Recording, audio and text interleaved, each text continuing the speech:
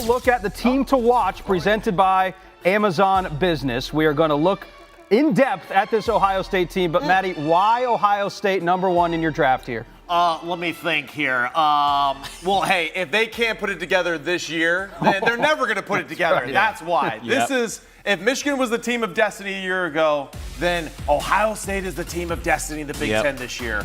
Well, guys, the Ohio State Buckeyes are now just single digits away from their home opener against the Akron Zips. And there is just so much talk about this team. We know the talent is there, but with all the new players, we haven't seen it on the field. So I'm going to talk about that, as well as the new allegations that have been coming out in the Michigan cheating scandal. But before I begin, I would really appreciate it if you would drop a like and subscribe, because your support truly means the world. Alright, so recently, Urban Meyer appeared on the first episode of the Triple Option podcast alongside Mark Ingram and Rob Stone. One of the most intriguing points he made was about Will Howard, Ohio State's new quarterback. He described Howard as a big question mark for the team this year. Now, that's not necessarily a bad thing, but it's certainly something worth exploring. And he did praise the Buckeyes roster, calling it potentially the best in the past decade. That's high praise coming from someone who knows the program inside and out. However, his comments about Howard have raised some eyebrows. But let's break down what Meyer actually said about Howard. He acknowledged his athleticism, noting that he's surprisingly fast and a big dude. Apparently,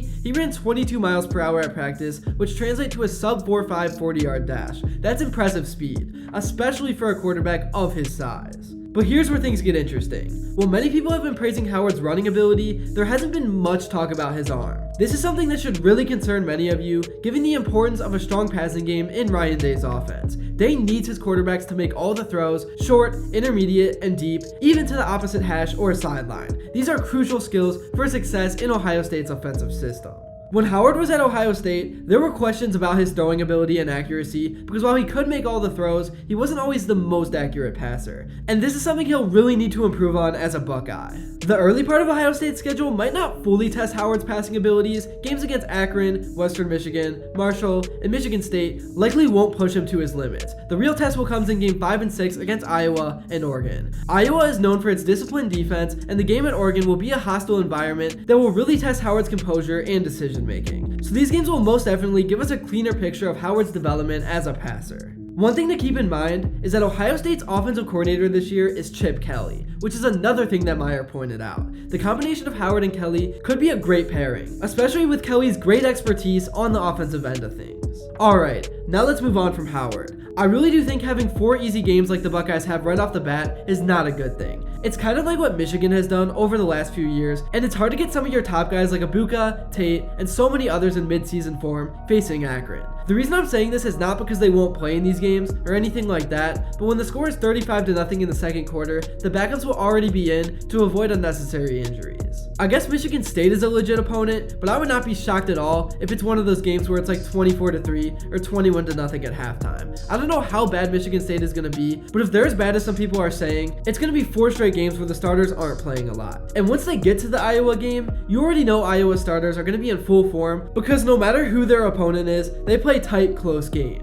And injury risk is a very real thing. I'm not going to deny that. And Caleb Brown said that he wanted to see some touches at running back this season, which could be interesting. And in these first few games, I would not be against getting him in for 2 or 3 touches on the offensive end, because later on in the season, if either Judkins or Henderson is hurt, he could actually be used. But at the end of the day, even if there is injury risk, it's football. Injuries are going to happen. I mean, we've seen guys get hurt in the weight room. People will always find the most random ways to get hurt. So I don't think Ryan Day should avoid putting guys out on the field or in certain positions to try to avoid injuries. It's just not logical. In terms of the college football playoff, looking at Ohio State's schedule, with the talent they have, I just don't see any way that they end the season with fewer than 10 wins. I'm not saying they have an easy schedule. I mean, they have to play Oregon, Iowa is ranked now, you got Penn State at Happy Valley, it will probably be a whiteout, that's going to be a very tough game to win, and then the Michigan game is always 50-50. But yeah, I think 10-2 is worst case scenario, and even that record should be good enough to make the playoffs with the new format, which I think people are going to fall in love with.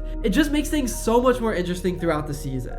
I think the running game is really going to carry the team this year. I know I talked about Howard. I like him as a quarterback. He has a lot of experience under his belt, but I mean, I think Judkins is the best back in all of college football, and Henderson is not far behind. And he's been involved in this Buckeyes offense for years, so nothing will come as a surprise for him. When you look at Ohio State last year, there was like an oddly negative narrative around a program that just won 11 football games in the second best conference in the country, with a freshman quarterback under center. So going back to injuries, if someone like Will Howard got hurt and a freshman had to come in, what would this team look like? Well, probably like the team that was on the field last year that got 11 wins. There's just so much talent at every position throughout the field, and I just love the coaching staff. I really do wish that Ohio State played a few more tough out-of-conference games this year. I understand in years past when only 4 teams got into the playoffs why you would limit the tough matchups, but now with 12 teams making the playoffs, if you play a tough schedule, you legit could probably go 9-3 and make it in. So just in terms of getting players ready for the big moment, I don't see why you wouldn't try to get as battle-tested as possible for the playoffs. Honestly, I'd be more impressed with a team that's 9-3 but played 8 ranked teams than an 11-1 team that only played 2 or 3. But that's just my take on things. Let me know your view in the comments below.